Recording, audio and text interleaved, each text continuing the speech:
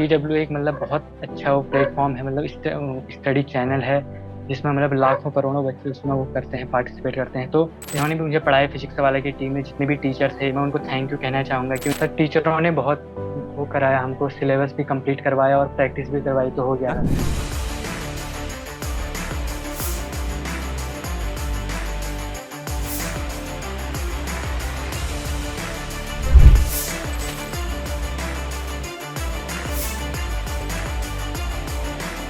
Selections की series में एक और नाम यहां पर निकल के आता है जिन्होंने फिर से इस प्रिपरेशन में अपना नाम रोशन किया, और ना ही केवल सिलेक्शन लेकर अपना नाम रोशन किया बल्कि अपने परिवार का, अपने माता पिता का और अपने देश का नाम भी रोशन किया।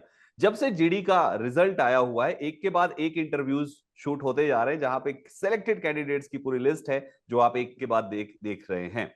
मेरे प्यारे बच्चों, इसी सीरीज में एक नया नाम जो जुड़ा हुआ है वो है समीर सिंह बोरा। मेनी मेनी कॉन्ग्रेचुलेशन समीर, बहुत बहुत बधाई हो। सबसे पहले सेशन की शुरुआत करें या आगे सवाल जवाब का सिलसिला शुरू करें उससे पहले आपने जो कार्य किया है, सबसे पहले उस पर्टिकुलर कार्य, उस अचीवमेंट के लिए आपको बहुत बहुत ढेर सारी शुभकामनाएं। Thank you sir, thank you.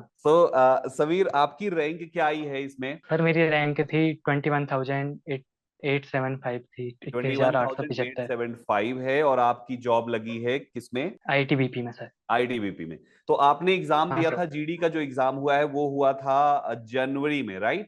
Ji sir. ठीक है, सर तो मेरा किस, एग्जाम था वैसे 9 फरवरी को था।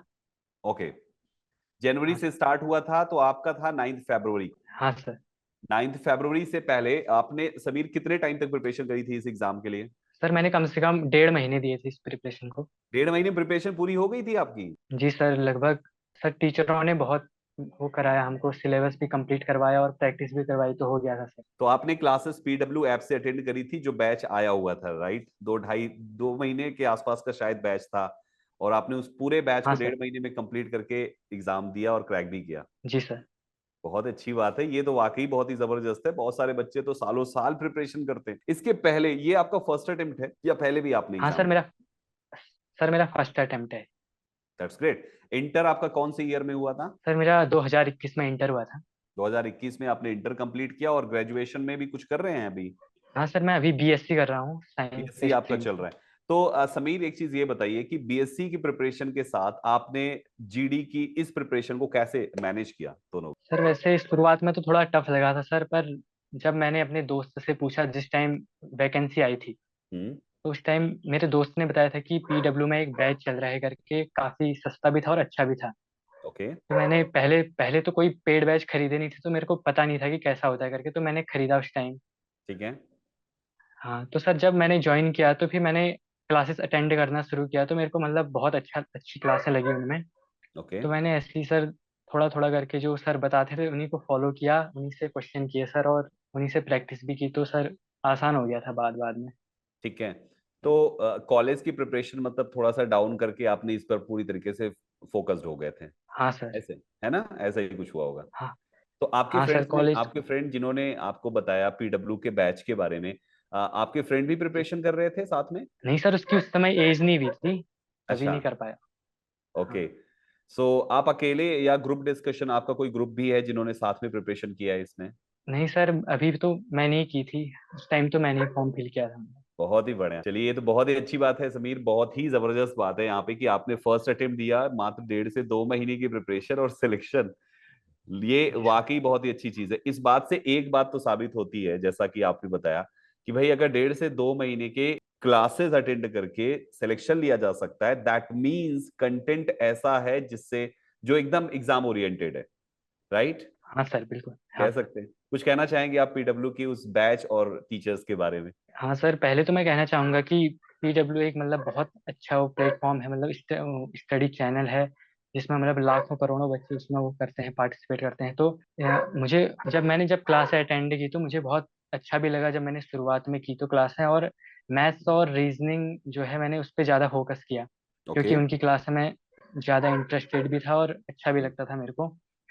और बाकी सभी टीचर अच्छे थे, कल्याणी मैम, मुक्तक सर जो जीएस पढ़ाते हैं वो भी बहुत अच्छे थे। तो मैंने धीरे धीरे उन्हीं को फॉलो किया, उन्हीं के क्वेश्चंस बनाए और उन्हीं से मतलब प्रैक्टिस भी की थी, तो मेरा हो गया था, जहाँ तक है सिलेबस कवर भी हो गया था और प्रैक्टिस भी अच्छी खासी हो गई थी। तो मेरे को मतलब बहुत अच्छा लगा पीडब्ल्यू का ये बैच, और इससे और जो भी टीचर हैं वो मेरे को बहुत अच्छे लगे।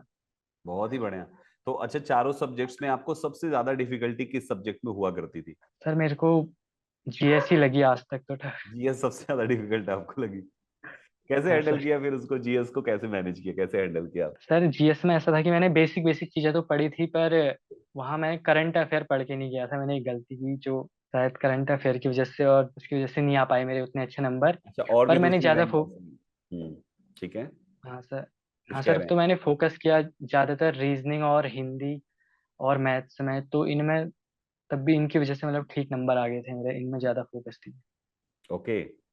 सो ये स्ट्रेटजी बड़ी काम की है कि अगर आपके चार में से तीन सब्जेक्ट अच्छे हैं तो आप उस पे फोकस हाँ सर। करके उसको बहुत अच्छा कर लो। जो थोड़ा सा गड़बड़ सब्जेक्ट है, काम उस पे भी करना है, एफर्ट उस पे भी लगाने हैं, हाँ। लेकिन टेंशन नहीं लेना है कि यार इस पे मेरा अच्छा नहीं हो पा रहा है तो कैसे होगा, क्या होगा।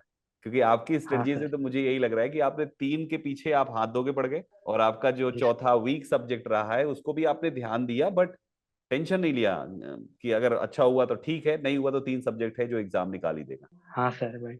ठीक है, बहुत बढ़िया। ओके, मेरे कुछ और छोटे छोटे क्वेश्चंस है। फैमिली में कौन कौन है आपके, समीर? सर फैमिली में मेरे मम्मी पापा और एक बड़ी दीदी है मेरी। ओके, दीदी भी कहीं जॉब वगैरह करती हैं या? नहीं सर, दीदी ने ग्रेजुएशन किया था हाल ही में, तो अभी वो घर पर ही है मतलब। ठीक है। जैसे आपने जब रिजल्ट देखा तो फैमिली के साथ बैठ के आपने रिजल्ट देखा था या अकेले आपने देखा था? सर उस टाइम तो मेरा मामी का लड़का था, वो मैं यहाँ अल्मोड़ा से ग्रेजुएशन करता था ना ओके। तभी। तो उस टाइम मैं फैमिली के साथ नहीं रहता था, तो आजकल ही जब रिजल्ट आया तो मैं यहीं अपने भाई के साथ ही देख रहा था रिजल्ट। अच्छा, अभी जब ये संडे को रिजल्ट आया तो? हाँ। हाँ सर। ओके, तो आपने देखा भाई के साथ, क्या रिएक्शन था भाई का जैसे ही देखा मेरा छोटा भाई ये कैसा रिएक्शन हाँ था? सर, तो सर वो तो बहुत खुश हुआ सर, बधाई भी दी उसने, बहुत खुश था वो। अब पापा को जब बताया तो? और सर पापा को जब बताया तो उनका तो खुशी का ठिकाना ही नहीं, सर बहुत खुश थे, क्योंकि उनको पहले से ही कह भी रहे थे मुझे कि हो जाएगा तेरा सिलेक्शन, टेंशन मत लेना, हो जाएगा करके, तो आखिरकार हो ही गया था उस टाइम। तो बहुत मेहनत अच्छा करते लगा हुए, सर उनको भी।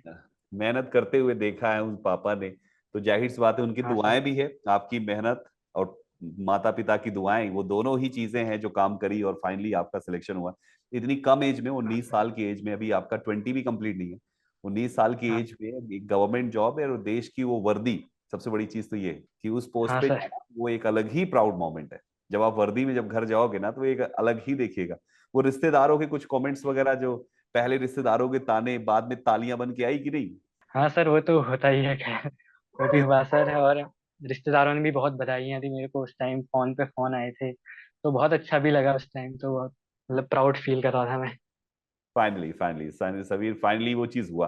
और नो डाउट देखो, यही चीज तो होता है, यही एक चीज है जो हमें मोटिवेट करती है कि नहीं यार, हमें लाइफ में कुछ करना है। और हाँ जो सर। ताने हैं, लोगों की नेगेटिविटी है, दोस्तों के साथ इधर उधर फालतू का घूमना फिरना है, आई डोंट थिंक कि आपने ऐसा कुछ भी किया होगा, क्योंकि आपने जब 2 महीने की प्रिपरेशन में सिलेक्शन ले लिया, और हमारा बैच ही शायद 2 महीने के आसपास का ही था बैच, है ना? हाँ हाँ सर। राइट। सो उस 2 महीने के बैच को आपने करके और आपने सिलेक्शन ले लिया, तो इसका मतलब ये है कि आप पूरी तरीके से डेडिकेटेड थे। चलिए, अच्छा, और कुछ जी मेरे छोटे छोटे सवाल हैं आपके। जैसे जी सर। एक सवाल होता है, ज्यादातर बच्चे लोग पूछते रहते हैं, हम लोगों से भी पूछते रहते हैं कि सर, दिन में पढ़ना चाहिए कि रात में पढ़ना चाहिए? आपकी प्रिपरेशन दिन में थी, रात में थी, या दोनों में थी? सर मैं तो दिन में ही पढ़ने वाला हूँ, मतलब दिन में ही पढ़ता था और आदत भी मेरे को दिन में की ही है, रात को मैं कम ही पढ़ता हूँ। ओके। रात को लगभग 10 बजे तक जैसा, बाकी सब दिन में पढ़ता है सर। ओके, तो कितने घंटे की आपकी प्रिपरेशन हुआ करती थी डेली? कितने बजे से कितने बजे? तो आप सर पूरे दिन का शेड्यूल बताइए, कितने बजे सो अच्छा। के उठते थे और कैसे क्या करते थे? सर मैं सुबह 6 बजे के अराउंड उठ जाता था। ठीक है। उसके बाद नाश्ता बनाता था, नाश्ता करता था, फिर उसके बाद अगर कॉलेज में अगर क्लासेस चलती थी तो कॉलेज जाता था, 1-2 घंटे की क्लास। ठीक है। उसके बाद जैसे ही मैं घर आता था तो लगभग 4 घंटे तो मैं स्टडी करता था, मतलब 4 घंटे जो क्लासेस चलती थी उनको भी देखता ठीक था। है। और 1 घंटा सर फिर रिवीजन को भी देना, तो रिवीजन भी करता है सर। ओके। तो लगभग सर 5 घंटे पढ़ाई की थी मैंने। तो दिन भर में टोटल 5 घंटे की क्लास, 5 घंटे की पढ़ाई होती थी बस? हाँ सर, कभी कभार क्लासेस छूट भी जाती थी तो सर रात को मतलब मैं कर लेता था उसको, जब टाइम बचता था 11 बजे तक भी करता था कभी कभार। Very nice. और सोने का टाइम आपका 10 से 11? हाँ सर, 10 से 11। इसके अलावा बीच में खेल कूद वगैरह, क्रिकेट वगैरह कुछ कभी खेलने वलने कुछ, क्या कैसा रहता सर था? मैं उस टाइम पे तो सर खेलता नहीं था मैं, क्योंकि अभी अल्मोड़ा आया था तो मैं यहाँ कोई फ्रेंड उतने थे नहीं खेलने के लिए। और तो ऐसे ही कभी कभार घूमने चले जाता था शाम को, अगर कभी मन नहीं करता था तो। तो फाइनली एक चीज इससे एक बात तो समझ में आती है कि अगर आपको कम टाइम में सिलेक्शन चाहिए तो आपका डेडिकेशन पढ़ाई के लिए तो होना ही चाहिए। थोड़ा सा थक जाओ हाँ तो सर आप माइंड फ्रेश करने के लिए खेल सकते हो, आधा 1 घंटा 2 घंटा जो भी छोटे मोटे गेम है, या कहीं इधर उधर घूमने जा सकते हो। लेकिन इसका मतलब ये नहीं कि सुबह से शाम तक क्रिकेट चल रहा है और चल रही है सरकारी नौकरी की प्रिपरेशन। तो क्योंकि आप भाई हाँ जिस सर तरीके से वही। आप बताया आपने कि आपने 2 महीने, वो बैच ही आपने 2 महीने का हमारा था, 2 सवा 2 महीने का, और उसको करके सिलेक्शन लिया, दैट मीन्स डेडिकेशन थी। 5 घंटे की आपने पढ़ाई करी, 4 घंटे की यस। क्लासेस अटेंड करी, 1 घंटे का रिवीजन किया, दोस्तों से भी थोड़ा बहुत आपका ग्रुप डिस्कशन में भी बेसिक चीजें आपने आपस में डिस्कस करके भी सॉल्व करी होंगी। समीर ये बताइए कि जैसे जनरली खास तौर पे आर्मी में जाने के लिए एक अलग ही मोटिवेशन होता है जब परिवार में कोई या रिश्तेदारी में कोई होते हैं।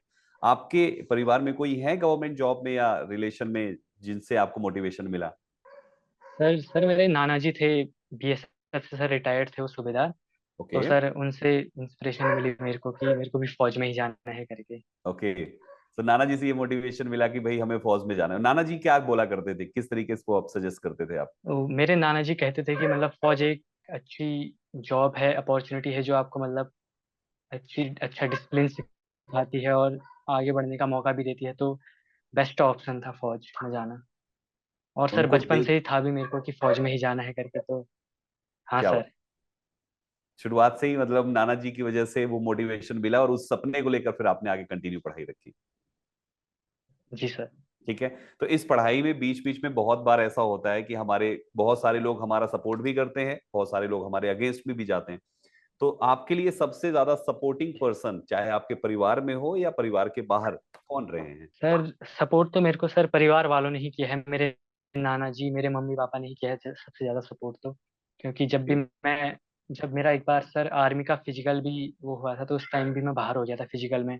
तो उस टाइम भी उन्होंने बहुत मोटिवेट किया कि आगे भी प्रयास करते रहो, कोशिश करके कहीं ना कहीं हो जाएगा करके। तो मतलब उन्होंने हर जगह सपोर्ट किया मेरे को सर, मेरे मम्मी पापा ने और मेरे नाना जी ने। मम्मी पापा नाना जी जो आज सबसे बड़े मोटिवेशन है। और सबसे अच्छी बात यह है कि हाँ ये वीडियो वो भी देखेंगे तो उन्हें भी बहुत ही प्राउड फील होगा कि भाई ऐसे बच्चे, ऐसे लाल हर किसी के होने चाहिए जिन्होंने आज प्रूफ किया, और आज उनका सपोर्ट जो उनका रहा है, ये बाकी बच्चों के लिए भी एक मैसेज बनेगा कि भाई आप अपने बच्चों का सपोर्ट कीजिए। किसी भी सिचुएशन पे अगर कहीं पर भी कोई एक आध एग्जाम रह जाता है तो उनको उस टाइम पे सबसे ज्यादा जरूरी होती है उनकी, उनका फैमिली, उनका परिवार उनके साथ है, इस बात को लेकर मोटिवेट करने के लिए या ताने देने के लिए। और परिवार ने बड़ा बखूबी वो जिम्मेदारी निभाई और फाइनली उनके सामने रिजल्ट है, आज बच्चा उनका कामयाब है। पापा क्या करते हैं आपके? सर, मेरे पापा प्राइवेट जॉब करते हैं सर, दुकान दुकान में ओके। काम करते हैं। Great great great. ठीक है। और मम्मी घर पे रहती हैं? हाँ सर, मम्मी का है। सही बात है। ठीक है। अच्छा, अब एक चीज और समीर, सेशन को एंड करेंगे उससे पहले आपकी तरफ से कुछ मैसेज जो बाकी स्टूडेंट्स को आप देना चाहें कि क्या करना चाहिए, जो भी आप कहना चाहें, what ever it is. Sir मेरा तो मानना है कि जितने भी तैयारी करने वाले छात्र हैं वो पहले अपना एक रूटीन बना लें कि अपना मुझे टाइम पर करना है और डिसिप्लिन के साथ चलें। और कंसिस्टेंसी जो है वो उन्हें बनाए रखनी है, क्योंकि कंसिस्टेंसी के अलावा बिना कंसिस्टेंसी के सर संभव नहीं है कि कोई भी प्रिपरेशन अच्छी हो मतलब। और सर बाकी सर रिवीजन पे ज़्यादा फोकस करना है, क्योंकि जितना हमने पढ़ा है उसके बाद रिवीजन भी करना पड़ता है, तो रिवीजन और डिसिप्लिन सर उसी के साथ चलना है। तो और मैं यही कहना चाहूँगा कि वो आगे को करते रहे मेहनत। बढ़िया। सो कुल मिला के आपकी जो स्ट्रेटजी रही है, अगर बाकी बच्चे भी इस स्ट्रेटजी को फॉलो करते हैं देन डेफिनेटली वो 100% कामयाब होंगे।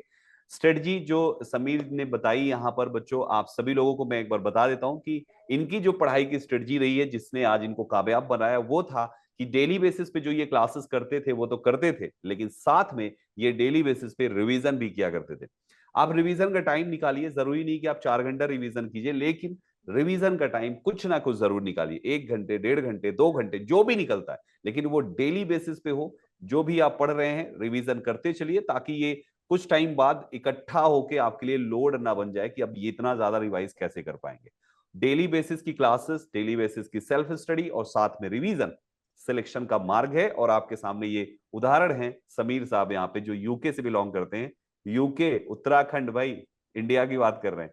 सो यहाँ पर आपके सामने एक सिलेक्टेड कैंडिडेट बन के आपके सामने आए। बहुत बहुत बधाई हो समीर, एक बार फिर से बहुत बहुत शुभकामनाएं। आपकी थैंक यू जर्नी, सर। आपके करियर की शुरुआत हो रही है। और वर्दी को लेकर तो मेरे दिल में तो वैसे ही अलग से, मतलब हर किसी के दिल में एक अलग ही रोंगटे खड़े हो जाते हैं जब बात वर्दी की आती है। सैल्यूट करने का दिल करता है वर्दी को। और आज आज उस जिम्मेदारी को आप संभालने जा रहे हैं। कुछ दिनों में आपको आपका ज्वाइनिंग लेटर मिलेगा और आप अपनी रिस्पॉन्सिबिलिटी को, अपनी जिम्मेदारी को बखूबी निभाएंगे। बहुत बहुत शुभकामनाएं जी आपको, और आपकी जिम्मेदारी आप बखूबी निभाएं। इसी के साथ फिर वीडियो को यहीं पे एंड करते हैं। Thank you. Thank you thank you sir. Sameer interview देने के लिए, और आपके सर इंटरव्यू और मैं हाँ कुछ सर कह मैं रहे थे। फिजिक्स वाला की टीम के बारे में कहना चाहूंगा कि हाँ हाँ सर बिल्कुल बिल्कुल प्लीज। आ, आप जिन्होंने भी मुझे पढ़ाया फिजिक्स वाला की टीम में, जितने भी टीचर थे, मैं उनको थैंक यू कहना चाहूंगा कि उनकी वजह से मेरा सिलेक्शन हुआ है आज। तो मैं उनको बहुत थैंक यू कहना चाहूंगा, उनका शुक्रिया अदा करना चाहूंगा कि उन्होंने मुझे पढ़ाया, फिर उसके बाद जो है उन्हीं की वजह से सिलेक्शन हुआ है भी आज मेरा। और सर जो भी है कि फिजिक्स वाला के जो जितने भी टीचर हैं उनको भी मैं थैंक यू कहना चाहूंगा। और सर आपने आज इंटरव्यू लेने का मौका दिया मेरे को, इंटरव्यू कि मैं अपनी प्रिपरेशन की जर्नी शेयर कर सकूं, तो उसके लिए भी thank you sir. Thank you everything, thank you for everything बेटा समीर, क्योंकि आप डिजर्व करते हो ये इंटरव्यू। जिस तरीके से आपने मेहनत करी है, उस मेहनत के बाद कामयाबी मिलने के बाद जो आप डिजर्व करते हो, that is this interview and your that particular post, that particular वर्दी।